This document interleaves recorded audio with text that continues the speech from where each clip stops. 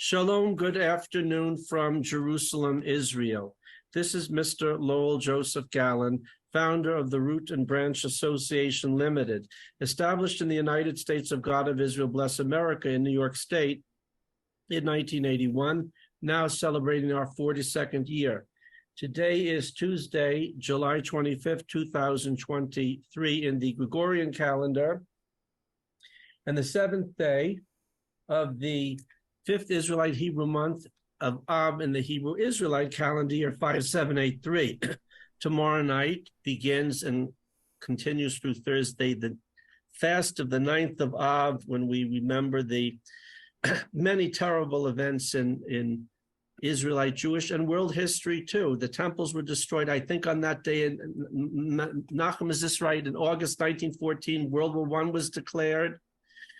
So it's just an awful day for everybody. And the Prophet Zechariah does state that in the future, which hopefully won't be too long from now, the fast days will be turned into feast days for those of us who are still here. And may it happen soon. Okay, welcome to episode 12 of our monthly seminar. Let me read the full title here. Abortion, that's in quotation marks. And then the real name, Moloch, Mass Murder, Child Human Sacrifice Global Industry. And the chairwoman of the research fellowship, the Abortion Research Fellowship, is Mrs. Cecily Routman of Pittsburgh, Pennsylvania, the founder and leader of the Jewish Pro-Life organization. Now, before we begin, let me do my rainmaking bit. Of course, to welcome our guests from London and Oklahoma City, and I'm supposed to remember where, all sorts of places all over the United States and everywhere else. I'll have to, yes, fine. I should, there's so many people, I'll eventually get it. And so please, the rainmaking bit, please support our work. Please support the work of Mrs. Cecily Routman and the Jewish Pro-Life Foundation. You'll find the link below. And we have others in the audience, one of which I know, Nachum Shaw of England. Please support Nachum's work. He publishes, edits, and writes books on Jewish subjects from a very deep spiritual perspective, reflecting a life of experience.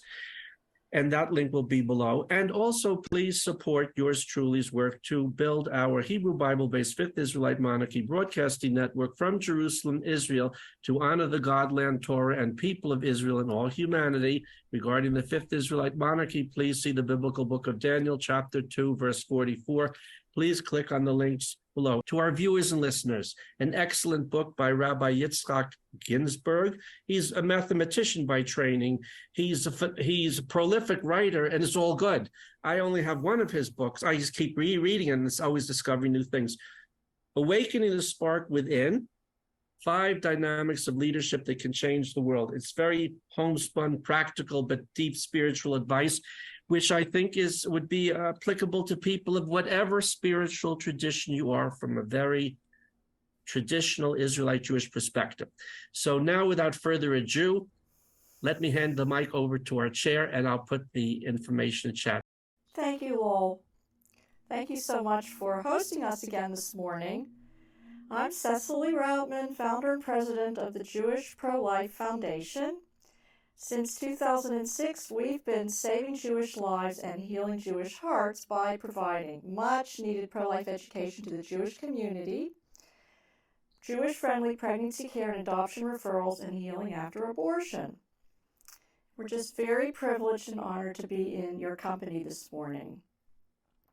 So yes, this is the time of mourning for these tragic events in Jewish and world history, and at this time of the year, I always do mention the tragic loss of millions and millions and millions of innocent children in the womb due to legal and illegal abortion, which is, well, it's just a very painful, torturous way of ending the life of another human being. And we have become, many of us, numb to the realities of it as it's been normalized around the globe. Today we are going to open the show with a beautiful short video out of Ireland's pro-life group, Protect Life. They are the most recent country to legalize abortion, and they are losing vast numbers of little Irish babies there. So a very vibrant pro-life community has sprung up in Ireland.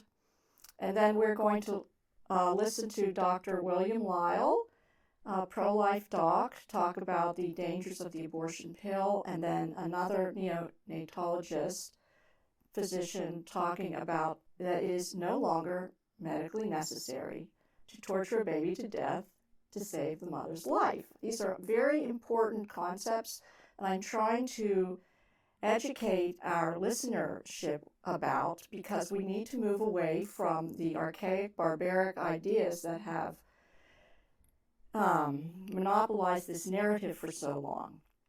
So thank you very much for being here, and when we're done with that, I'll make a few comments and then open up the discussion to our attendees.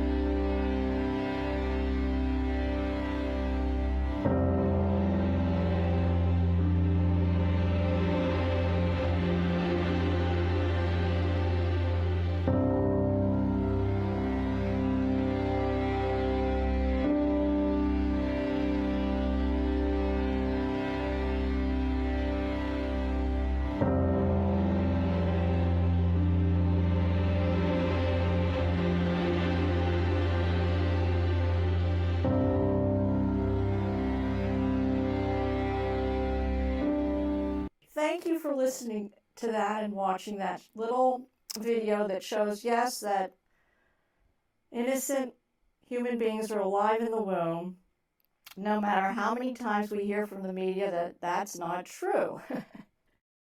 Oh, I must say, lol, that the images, of course, now have gotten so clear and so easily understood that it is no longer possible for any person that has any intellectual honesty at all to say that these are blobs of tissue or products of conception or whatever.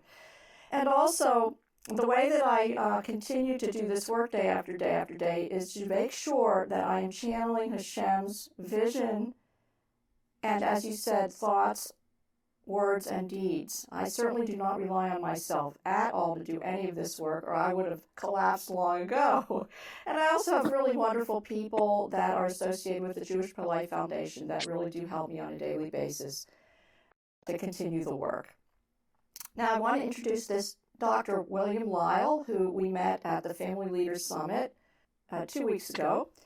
And he was a pro-life doc speaking at this large evangelical Christian summit.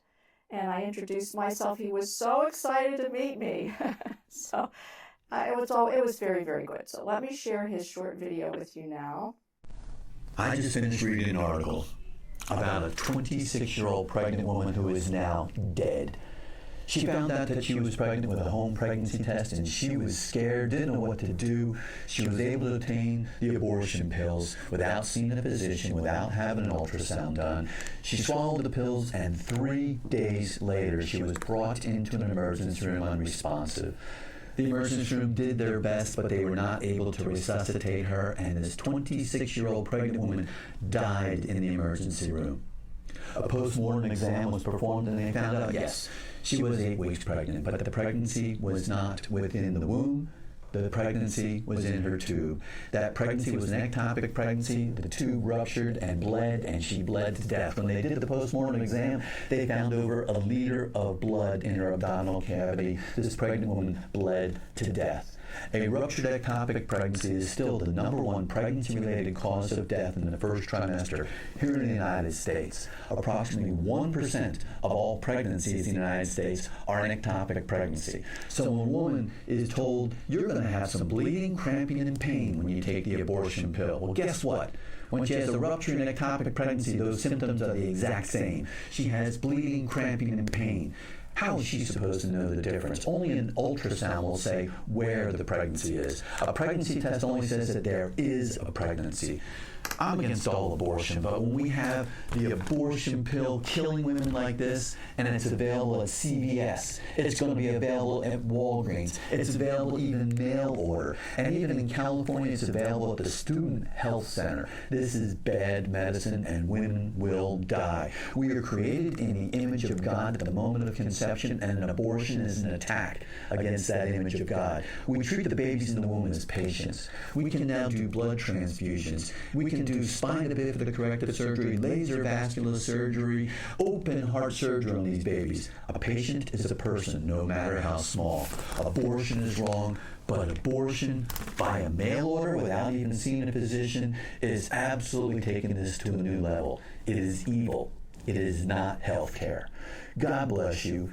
Stand up for what is right. Stand up for women's rights. No woman should stand alone. If you have any questions, you can contact me, Dr. Bill Lile, through my website, prolifedoc.org. Have a good day. Okay, he's just wonderful. And then lastly, let's hear from another member of the American Association of Pro-Life OBGYNs, Dr. Kendra Kolb, and she's addressing this idea of that it's never medically necessary to save a woman's life by killing her unborn child. And this is near and dear to my heart these days because of the very loud propaganda coming out of not only the whole abortion industry, but the Jewish pro-abortion lobby demanding that we maintain this exception to have legal abortion to save the life of the mother. But as I said, the whole premise is erroneous now. It is no longer necessary to do that. And so we must speak truth to that lie so that things go in a better trajectory. And now I'll share this video with you. It is often said that abortion is sometimes medically necessary to protect the life or the health of the mother. This is simply not true. As a neonatologist, I am regularly consulted to advise mothers with high-risk pregnancies, and I routinely care for their babies. I have also personally gone through 2 very difficult pregnancies, each requiring hospitalization.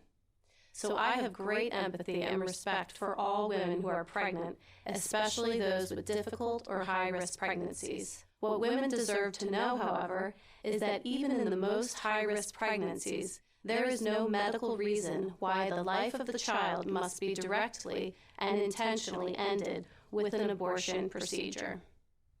In situations where the mother's life is truly in jeopardy, her pregnancy must end and the baby must be delivered. These situations occur in cases of mothers who develop dangerously high blood pressure, have decompensating heart disease, life-threatening diabetes, cancer, or a number of other very serious medical conditions. Some babies do need to be delivered before they are able to survive outside of the womb, which occurs around 22 to 24 weeks of life. These situations are considered a preterm delivery and not an abortion. These babies deserve to be treated with respect and compassion, and parents should be given the opportunity to honor their child's life. The fact that every year thousands of abortion procedures are done on babies that are the same gestational age as many of the babies I routinely care for is something that very deeply and profoundly disturbs me as a physician. These babies move, breathe, can cry, hear, and feel pain. The second trimester dilation and evacuation procedure, or D&E, involves dismembering the baby by tearing off his or her arms and legs and crushing their bodies and skulls even while they are still alive. The third trimester induction procedure involves delivering a lethal injection with a large needle into the baby's heart or head. There are also serious safety concerns related to late-term abortions. If a woman's life is imminently in danger, a preterm delivery is a much safer option. An emergency C-section can be completed in less than an hour, while an abortion after 24 weeks, when the most common life-threatening complications occur, takes 2 to 3 days to complete due to the necessary dilation process, in essence delaying treatment and significantly increasing the risk of death and serious disability to the mother. In addition to early delivery as a means of protecting the mother, there are also times when it may be necessary to give a pregnant mother medical treatments which may tragically result in the loss of the baby. However, it is important to understand that these treatments are not abortions.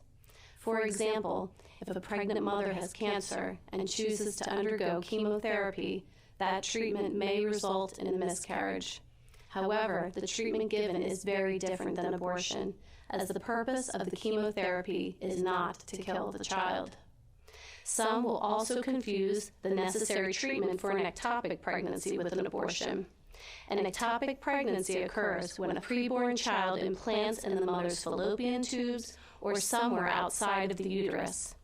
When a preborn child implants outside of the uterus, it is a hostile environment for the baby in which it cannot survive. And sadly, removing the baby from the fallopian tube or abdominal cavity is necessary, as an ectopic pregnancy will inevitably end in a miscarriage and may threaten the mother's life. These situations are devastating.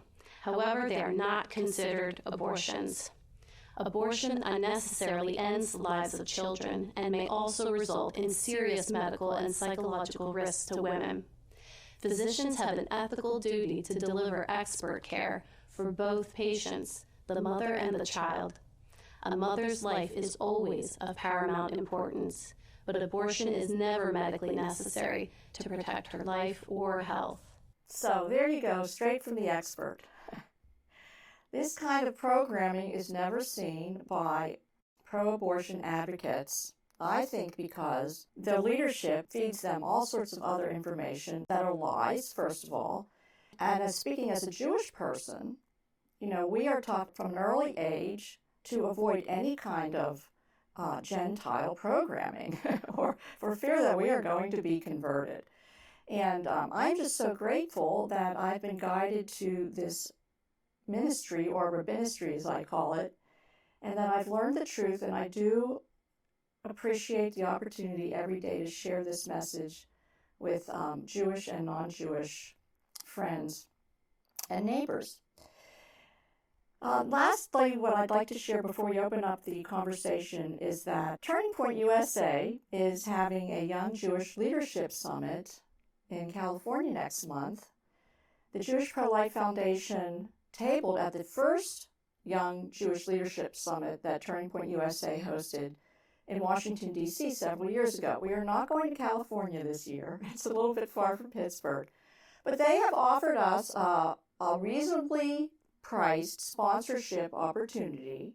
For $500, we can ask them to print out our information, and they will distribute it to the attendees there. They're expecting 100 young Jewish leadership potential folks there, men and women, who can have a great influence on our community and the country eventually. And I think it's very important when I spoke to the representatives there, they could not deny that though conservative in their approach, these youngsters are taught, as so many Jewish kids are, that abortion is legal in Judaism. And it's even demanded in Jewish law when the mother's life is in danger. So that's a lie. And of course, Judaism prohibits the killing of any innocent being in the womb or out of the womb. So we're very, very grateful to have the opportunity to get this information out to these youngsters. And then lastly, in September, on September 10th, we're going to offer our Tikva Rachel healing opportunity for Jewish women and men who suffer after abortion.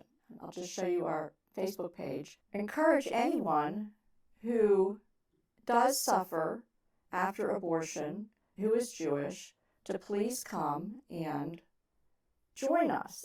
There's no cost involved. There's our flyer.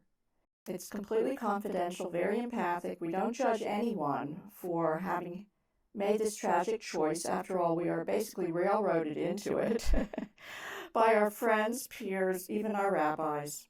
And so for those of us who suffer, it is a lovely opportunity to find some healing, and we are having great success with our program.